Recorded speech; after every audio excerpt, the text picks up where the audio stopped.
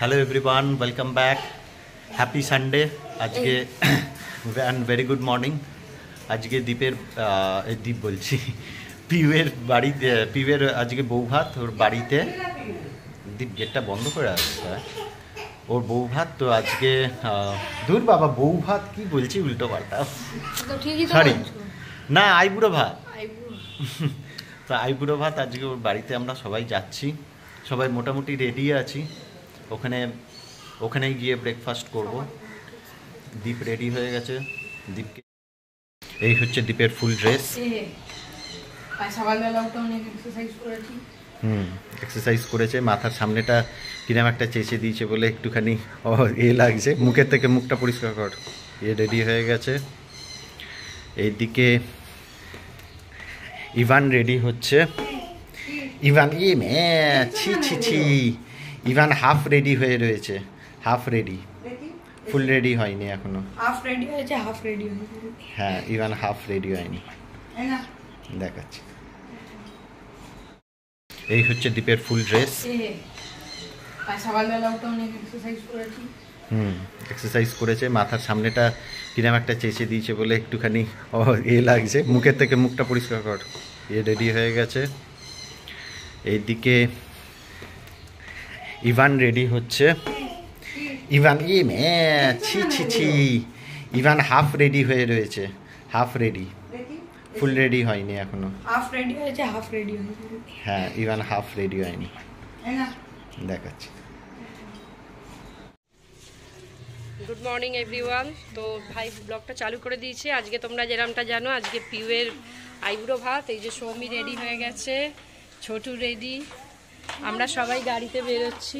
মেয়েও রেডি হয়ে গেছে। আমরা যাচ্ছি, আমরা রাত্রিরে আবার ব্যাক করব। সবাই মিলে উঠছি এবার গাড়িতে। বাবা বেরোলাম। দাদা যাবি যখন একটা এক্সট্রা চাবি নিয়ে যাবি, বুঝলি?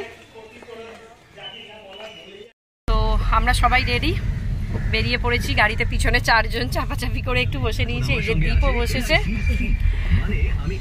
চলো গিয়ে ব্লগটা আবার স্টার্ট করব।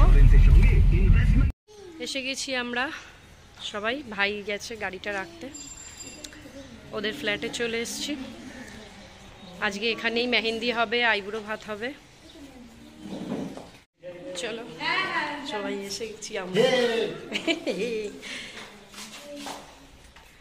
চলো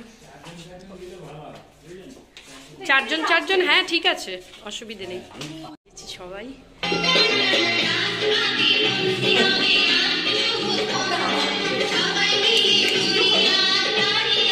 এসে গেছি আমরা।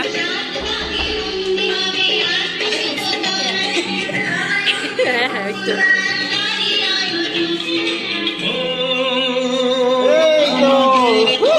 মেয়ে কই? কোথায় গেল?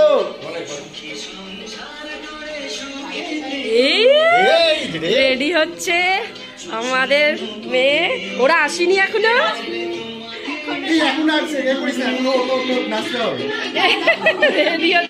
এই যে সব সাজানো চলছে, খুব সুন্দর লাগছে। সুন্দর সাজানো।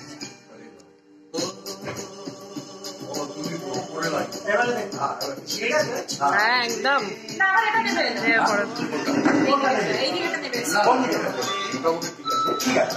ও একটু উঁচু নিচু হবেই, কারণ ছাতা। এই সব এসেছে। আমরা আজকে আগে কত সাজা গোজা করে সব লাস্টে। হ্যাঁ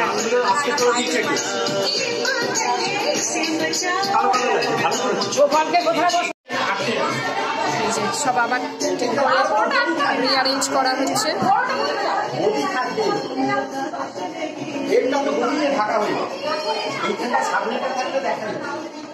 খাবার এসে গেছে, আমি সবাইকে একটু খেতে দিয়ে দিই ঝটপট। সব খিদে পেয়েছে।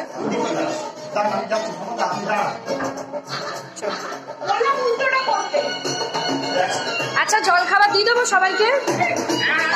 দিয়ে দেবো, ঠিক আছে।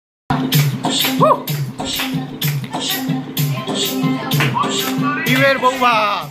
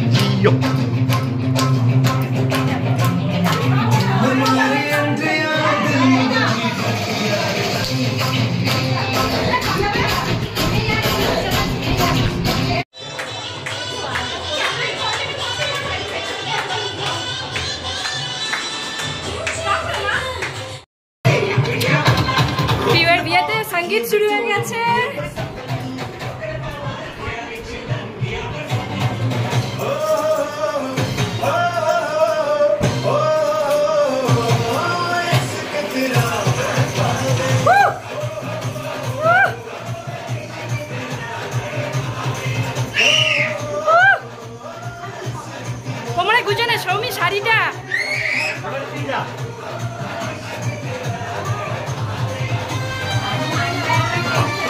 अरे जोड़े दी देखिए जोड़े दे इस समस्त गाने हमको हाँ हाँ बोले दीजिए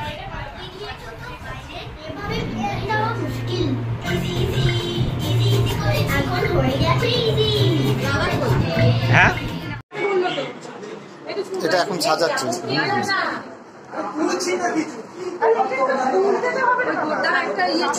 এবারে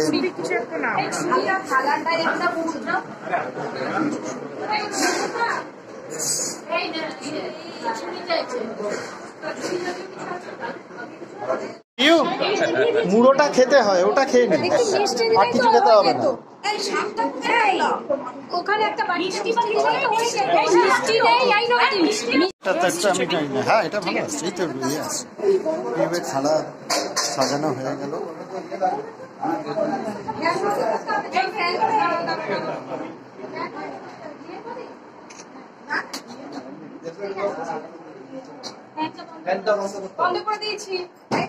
এটা কোথা দেবো ইয়ে এটা লাস্ট মোমেন্টে কি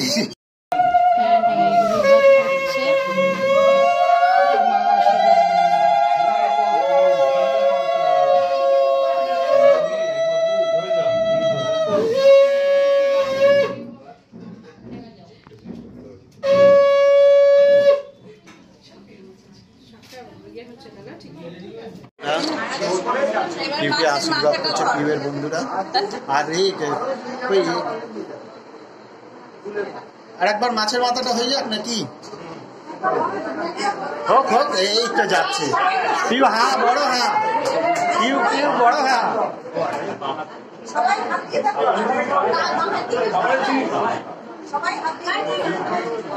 এবারে এবারে খেয়ে ফেল পিউ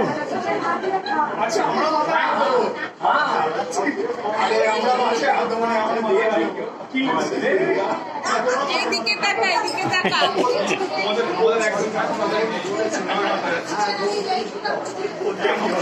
এদিকে খাওয়া দাওয়া চলছে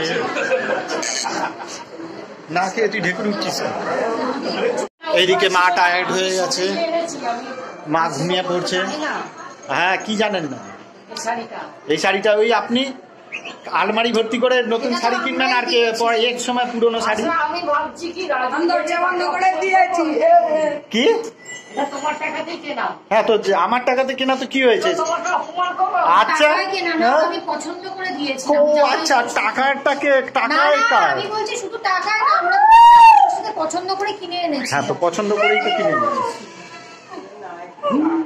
জামাই ষষ্ঠীতে গেছিলাম পুজোয় আর এইদিকে বাদশা খাচ্ছে বাদশা বিয়ে বাড়ির খাওয়া খাচ্ছে এইদিকে ডাল আর মাছ আর এইদিকে রুলস চলছে কি চলছে বাবা বাবাই কি চলছে ওটা হ্যাঁ কি চলছে রুলস চলছে মারা খেতে বসে গেছে মা মাসিমা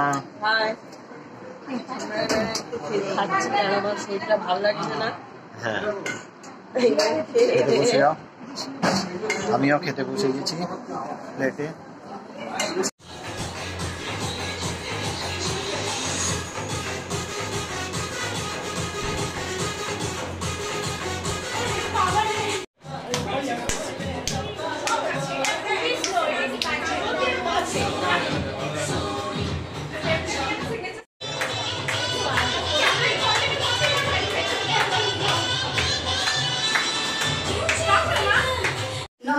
পিউয়ের আইব্রো ভাত থেকে বেরিয়ে আমরা এসেছি দেবরাজের একটা বুক লঞ্চ রয়েছে দীপের বন্ধু দেবরাজ তো ওইখানেই আমরা এলাম এসে এই যে চলছে এই জিনিস দেবরাজ এখন বলছে ওর বুক সম্বন্ধে বা ও যাকে ডেডিকেট করছে বুকগুলো তো সেই জিনিসগুলো বলছে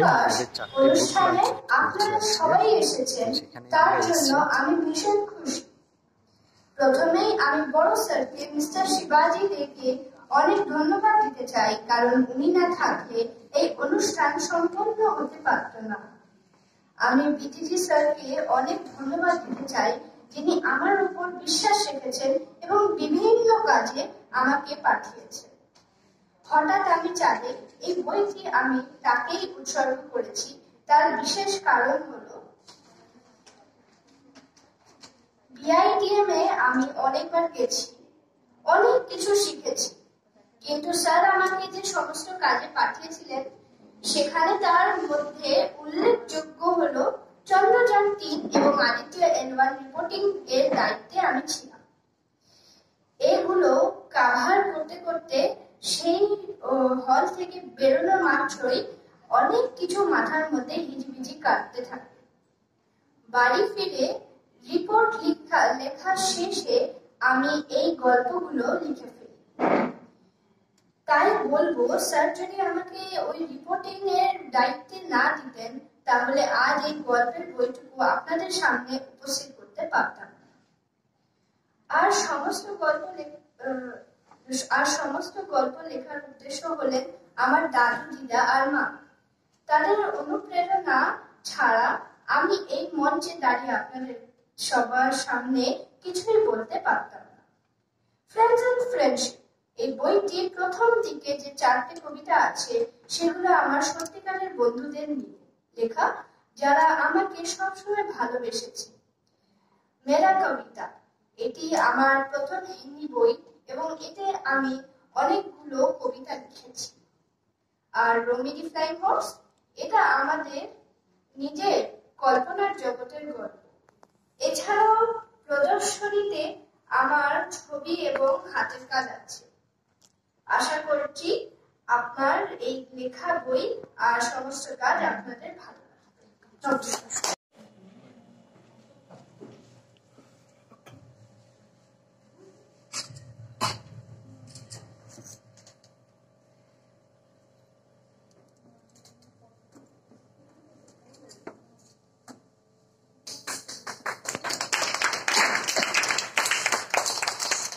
এরপর যেটা আসছে সেটা হচ্ছে হঠাৎ আমি চাঁদে।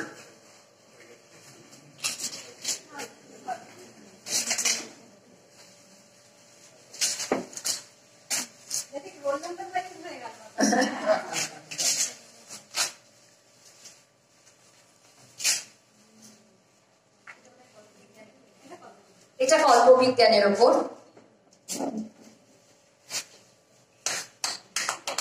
খুব সুন্দর কভারটা, খুব সুন্দর,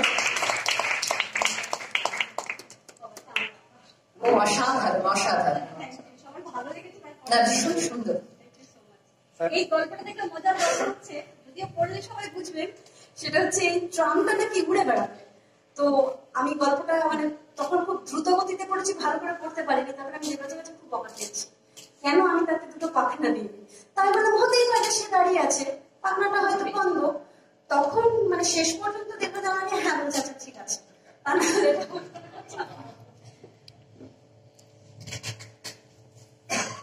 ফ্রেন্ডস, আপনারা যারা এখানে আছেন, আমি ওর মা, so I know it very well. মানে আমি আপনাদের বলে বোঝাতে পারবো না। যতগুলো বই এখানে আছে তার মধ্যে ওই প্রথম 4টে লিখতে ওর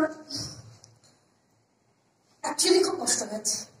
আর তারপরে আমি ওকে বাধা দিয়েছি যে বাবা তুই আর লিখিস না, কারণ ওই 4টে কবিতা লিখতে খুব সত্যি কষ্ট হচ্ছে। তারপর আমি ওকে বললাম সাবজেক্ট চেঞ্জ করে দিতে। ওর পর থেকে সমস্ত কবিতা চেঞ্জ হওয়ার সাবজেক্টের উপরে আছে, কিন্তু প্রথম 4টে আমার সারা জীবনে আমি যতদিন বেঁচে থাকবো ওই মুহূর্তগুলো কোনোদিন বুঝতে পারবো না। লেখা মানে অন্তর থেকে আসা, আর সেটা অনুভূতির সঙ্গে যখন লেখাটা হবে তার যথাযোগ্য মান নিশ্চয়ই সে পাবে সবার মনে। আমরা আশা করি সেটাই।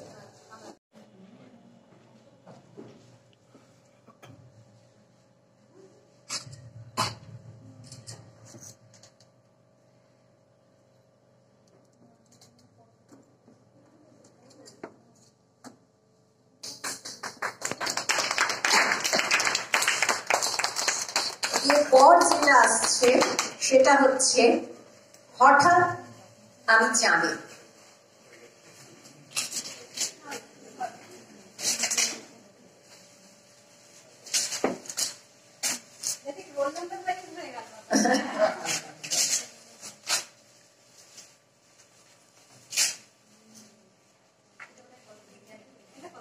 এটা কল্পবিজ্ঞানের ওপর।